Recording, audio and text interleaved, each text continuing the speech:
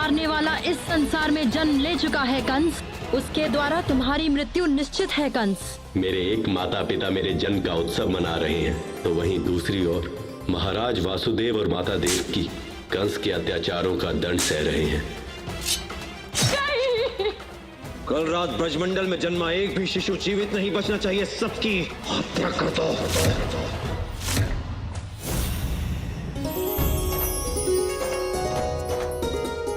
लाल मेरो तू सकल सलोना, तुझसे उज्जवल कोना कोना, तुझसे उज्जवल कोना कोना। रखी हो तो ही आंचल की छैया, बुरी नजर से बचा ले मैया, बुरी नजर से बचा ले मैया। तुझसे मन अति सुख पायो रे, प्यारो सो लल्ला नंद घर आयो रे, प्यारो सो लल्ला नंद घर आयो रे।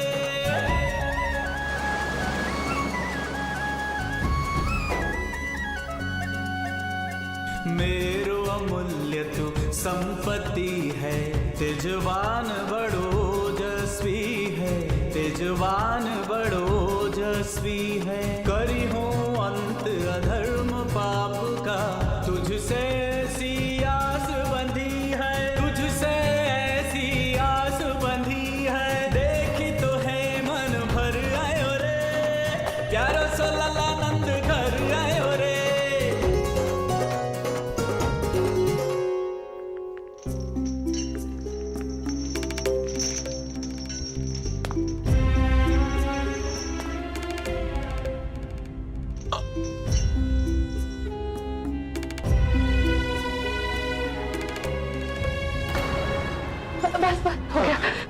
मुझे क्षमा कर दीजिए महाराज।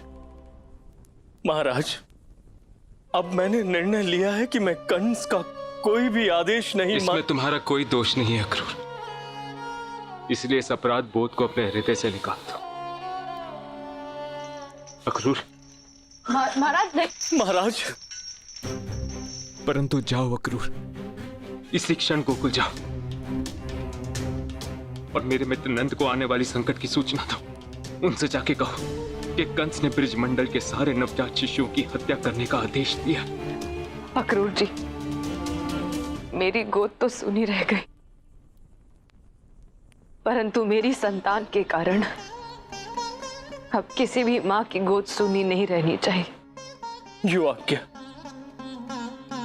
जाओ अक्रूर, शीघ्र जाओ।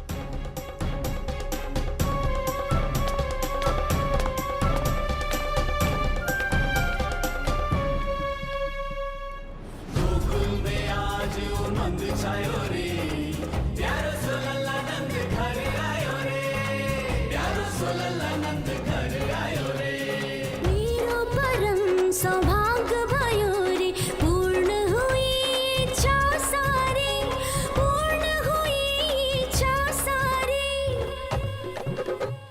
माँ कीर्ति की राज दुलारी, माँ कीर्ति की राज दुलारी। अति प्यारी, अति प्यारी, अति प्यारी। बरसाने में उत्सव भारी, झूमे नाच गाए सारे नर नारी।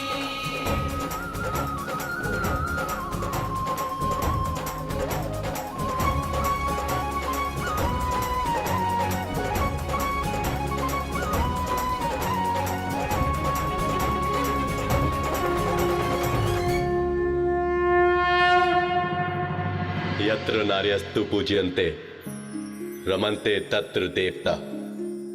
देवी, आपने अपने जन्म के लिए बिल्कुल उचित माता पिता का चयन किया है। मुझे प्रसन्नता है कि वृषभानु पुत्री के महत्व को भली भांति समझते हैं और आपका सत्य जाने बिना भी वह आपको लक्ष्मी के रूप में ही देखते हैं। आप सत्य कह रहे हैं प्रभु। स्त्री के लिए उनके मन में अत्यंत सम्मान है। पिछले कई जन्मों से वो मेरी आराधना कर रहे हैं, किंतु कभी भी उन्होंने मुझसे धन की कामना नहीं की, बल्कि सदा ही उनकी ये इच्छा रही कि मैं उनको पुत्री के रूप में प्राप्त हूँ।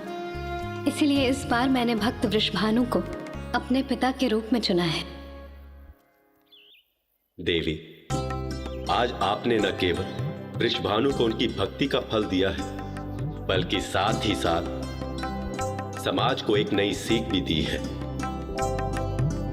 जब लोग वृषभानु को उनकी बेटी के प्रति प्रेम और सम्मान देखेंगे तो उनका भी बेटियों के प्रति दृष्टिकोण बदलेगा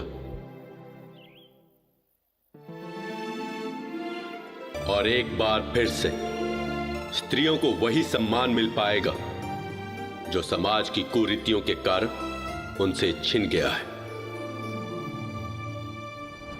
कन्या के जन्म पर ऐसा उत्सव, मेरे भाई के साथ साथ पूरा का पूरा बरसाना पागल हो गया है। भला कन्या के जन्म पर कोई उत्सव करता है क्या?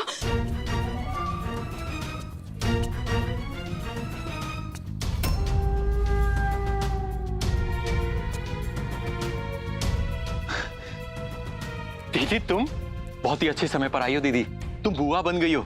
लो लो मिठाई खाओ।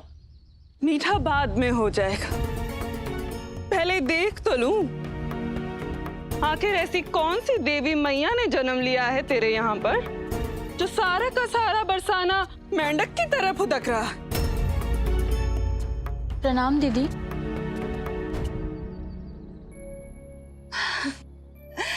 ओ मेरी रानी बिटिया,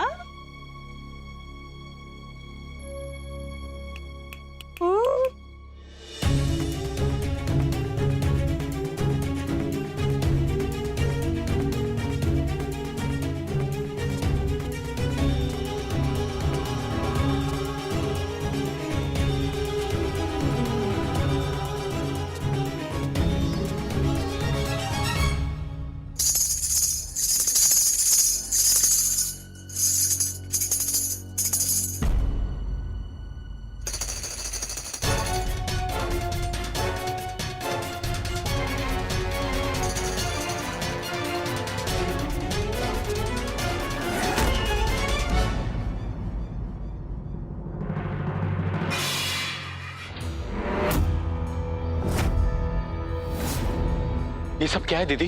जिस कन्या के जन्म की प्रसन्नता में तू पागल हो जा रहा है ना, वो तेरे लिए मुसीबतों का पहाड़ लेकर आई है। मैं तो पहले ही कहती थी, जो बना कन्या का बाप उसके फूटे भाग। पर कोई मेरी सुने तब ना। दीदी मेरी कुछ समझ में नहीं आ रहा तुम क्या बोल रही हो। जो बोलना है साफ साफ बोलो, इस तरह से पहेलियां मत बुझाओ।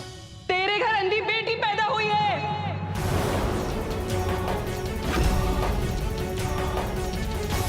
दीदी जो भी बोल रही हो शुभ शुभ बोलो, ये नहीं हो सकता।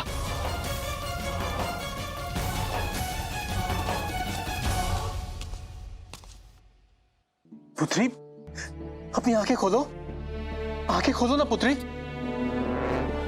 कीर्ति ये अपनी आंखें क्यों नहीं खोल रही है? आंखें कैसे खोलेगी ये? अंधी जो है हमारे कुल को अंधा करने के लिए पैदा हुई है ये।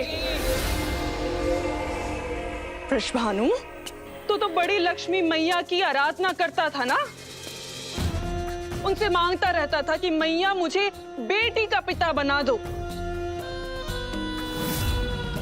बन गया बेटी का बाप, हो गई तसल्ली तुझे, और मांग उल्टे पुल्टे आशीर्वाद। एक तो लड़की ऊपर से अंधी, हमारा तो कुल ही डूब गया। भगवान के लिए चुप हो जाओ दीदी। अब ये जैसी भी है मेरी बेटी है, और बेटी के होने से कुल डूबता नहीं है, अभी तू भाग्य जगता है। रामेश्वर जाके वैद्य जी को लेकर आओ। देवी, ये आपकी कैसी माया है? आप आंखें क्यों नहीं खोल रही?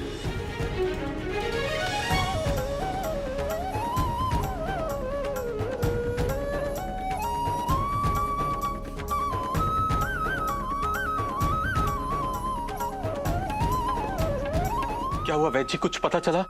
हमारी बेटी आंखें क्यों नहीं खोल रही है? वृषभानु जी, हमने अपनी पूरी जांच कर ली और चिंता की बात यह है कि हमें कुछ समझ में नहीं आ रहा है। ये आप क्या कह रहे हैं वैद्य जी? आपकी बेटी की आंखें पूरी तरह स्वस्थ हैं वृषभानु जी, वो जागी हुई है। पता नहीं क्यों उसने अपनी आंखें बंद कर रखी हैं, जैसे वो अपनी आंखें खोलना ही नहीं चाहती है। ये आप क्या कह रहे हैं वैद्य जी? मेरी कुछ समझ में नहीं आ रहा। मेरी बिटिया पूरी तरह से स्वस्थ है और वो आंखें नहीं खोलना चाहती। हाँ वृषभानु जी, इस बीमारी को ना तो हमने आज तक सुना है और ना देखा है, और इस बीमारी का इलाज हमारे पास भी नहीं है।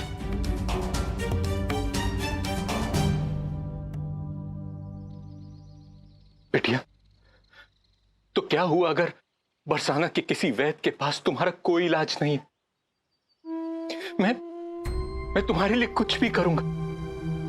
संसार के सभी बड़े वैद्यों को तुम्हें दिखाऊंगा और देखना, तुम जल्दी अपनी आंखें खोल दोगी।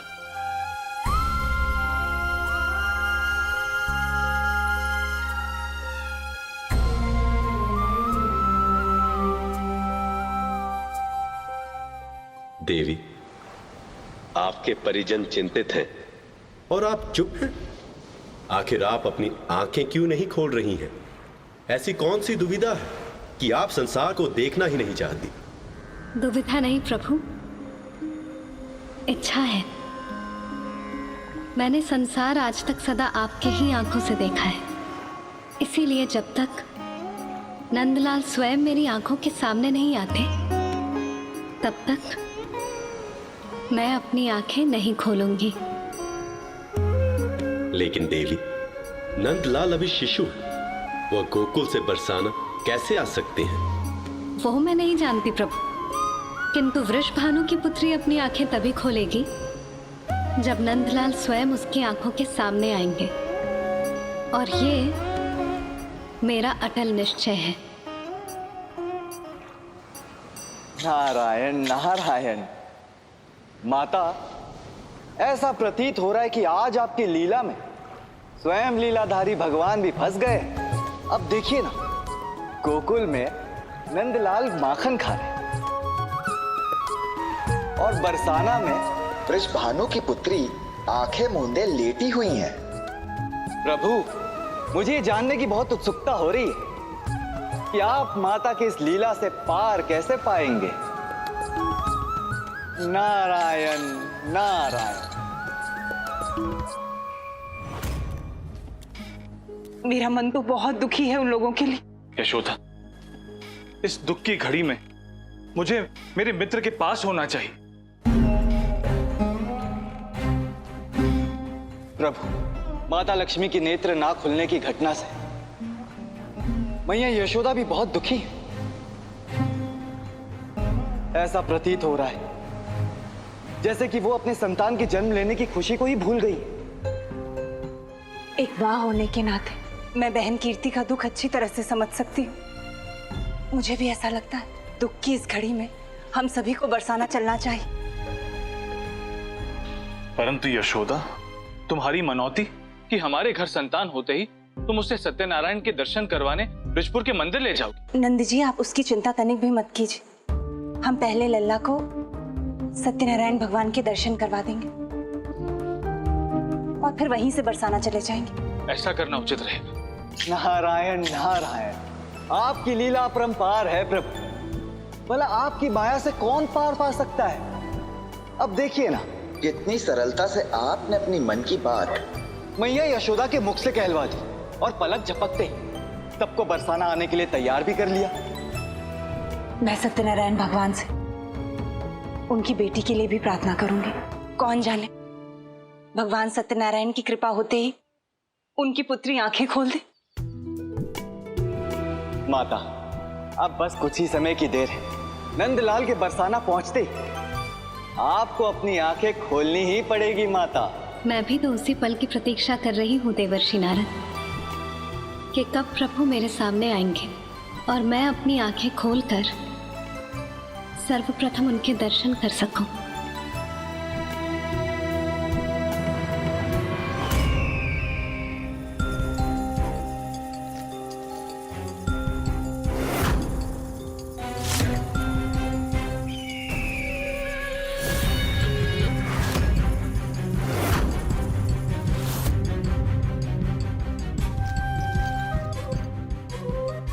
रोहित, देवकी की पहली संतान जन्म बैसाख माह शुक्ल पक्ष तिथि दशमी।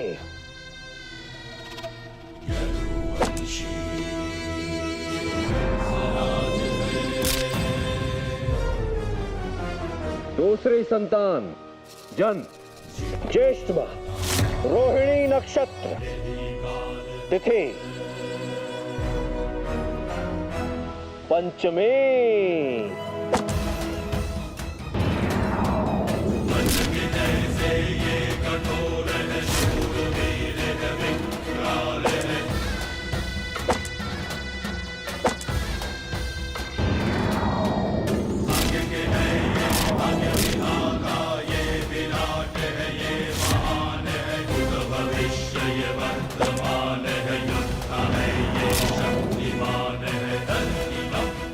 सातवीं संतान अदृश्य।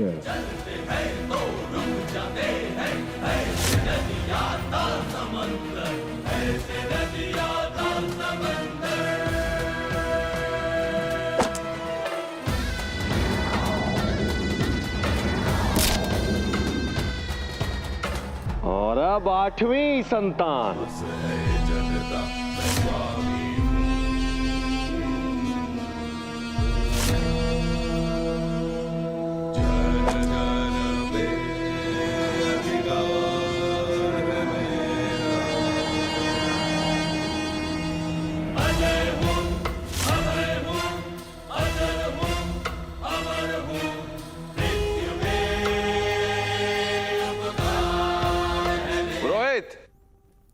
क्या समय बताया था तुमने देवकी की आठवीं संतान के जन्म का?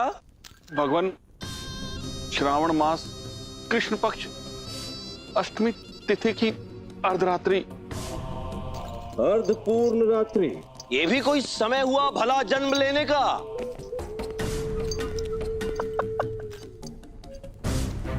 किंतु समझने वाली बात तो ये है कि मैंने तो तुम्हारे सभी भाइयों को उनकी शुभ तिथि पे ही अकाल मृत्यु दी थी, तो तुम कैसे बच निकले? यदि तुमने देवकी की कोख से जन्म लिया है, तुम मेरी कारागार से बाहर कैसे निकले? अर्थात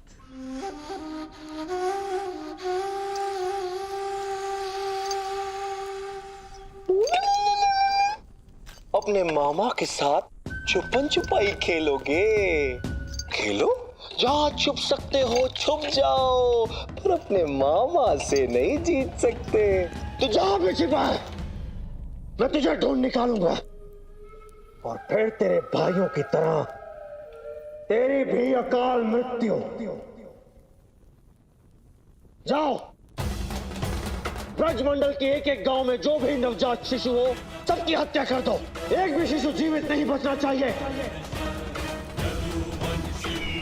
पुरोहित जी, मेरे बाल्यकाल में जब बहुत देर तक मुझे अपने किसी मित्र को खोजना पड़ता था, तो मैं तुरंत उसकी जीवन लीला समाप्त कर देता था।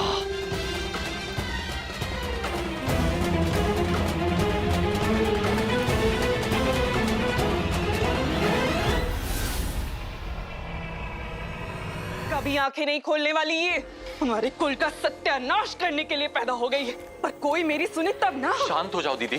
अरे कैसे शांत हो जाऊं? तुझे यदि अपनी अंधी कन्या की सच्चाई इतनी चुभती है ना, तो तू एक काम कर, तू ना इसे किसी अनाथ आश्रम में दान कर दी। और यदि ये शुभ कार्य तुझसे नहीं होता ना, तो मुझे कह दे, मैं इसे अनाथ आश्रम में दान कराऊंगी।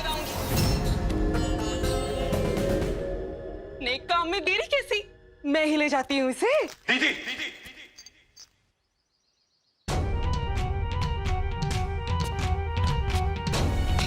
यदि तुमने मेरी बेटी को छुआ तो अच्छा नहीं होगा, और यदि तुमने मेरी बेटी के बारे में एक भी अपशब्द कहा, तो मैं स्वयं तुम्हें आश्रम छोड़कर आऊंगा।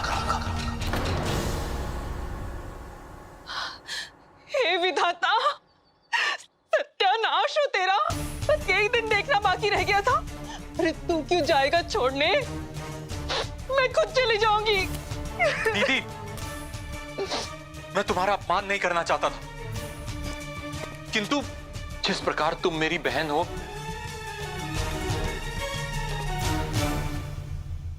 उसी प्रकार ये मेरी बेटी है।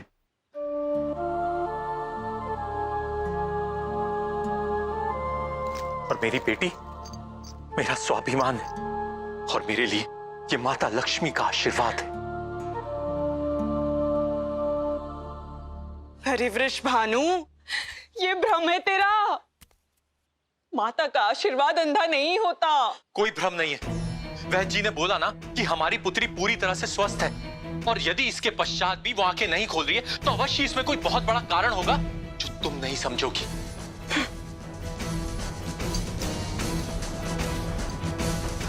बिटिया, मैं तुझे मथुरा राजवैद्य जी के पास लेके जाऊंगा। साधु संतों और सन्यासियों से भी मिलूंगा, और फिर देखना, हाँ, तू बिल्कुल ठीक हो जाएगी।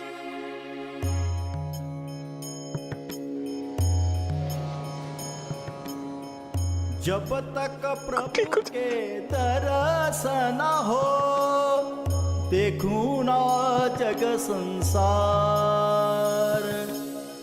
राधा की हत पूर्ण करो, आन पधारो।